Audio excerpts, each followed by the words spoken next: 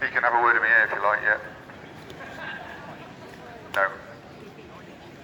Well, okay, but I'm here to proclaim the gospel. So if you've got it, yeah. The gospel by giving the good that Jesus and God gave you instead of the doom and fucking gloom. Okay.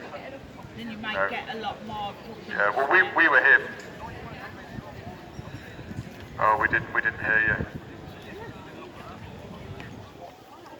Well, these guys preach here for, I don't know how long we're going to be here, maybe an hour or so. But I think, well, I can't promise because I'm off and some of the preachers were preaching, so I don't know. All right. So if I said there was a plane here, and that you could get on this plane and you would go anywhere that this plane was going to go, and that when you get there you'd have to stay there, would you get on it? I don't think many sensible people would get on it, would they? Because it may end up in the Bahamas, it may end up in Cancun, it may end up somewhere where you can have a lovely time, but it may end up in a war zone. If you don't know where it's going, you'd be crazy to step on that plane, would you not? But you don't know where you're going after death, and yet you live your life as if it doesn't matter. That's insanity. And the Bible tells us that that's exactly what you'll do. That's what the Bible tells us. This is what I'm saying, that this book is an insight into yourself. Things that you do not even know about yourself, God knows. God knows things you do not even know about yourself. And therefore I'd encourage you to read this book and read it with an open mind, man. Read it with the knowledge that this is God's revelation, and He can tell you things that you do not even know about yourself. And He can tell you what comes after death. He can tell you where that plane's going to end up. And if you're not a Christian, it's not going to end up somewhere good. It's going to end up in hell, the eternal fires of hell. That's what happens to people who reject Jesus Christ, the only way of salvation, and then die. But there comes a point, unlike our scenario with the plane, there comes a point when you have to get on that plane. There comes a point when you're handcuffed and taken on that plane. There comes a point when God will take your life. It's His to give and it's His to take. I don't say this lightly, I don't say this to be rude. I say it because it's an absolute reality. And you know that's a reality.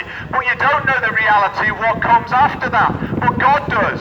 And He makes it clear in His Word, and that's why we're here today. To tell you. That's what preaching of the gospel is. That's what preaching of the Bible does.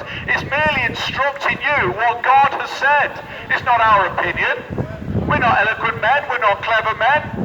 We merely have read what God has said, and our job now here today is to tell you, if you do not know, what God has said. And there is some things in this book that are extremely concerning for you as an unsaved person, but there is also some things in this book that are truly glorious. There's the way of salvation.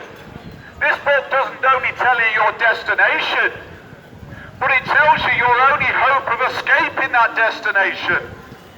Jesus Christ.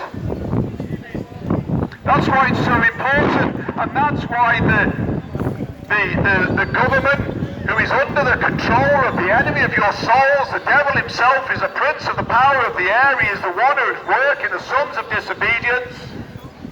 This is why our government will try and throw the word of God out of every institution, out of every school, out of every place. That's their job, is to remove the word of God so that you do not know what God has said. It's God. God Himself has spoken. God Himself has given us a revelation. A revelation just means He's revealed Himself. God has done this for humanity. That is the most important thing. You should die to get your hands on this Bible, and people do, you know. In other countries, there is people who have been thrown into prison for having one page of this book. There is people who have sacrificed their lives and the lives of their family to have one page of this book. Why? Because they realized that God was speaking, and there is nothing more important to you than what God says.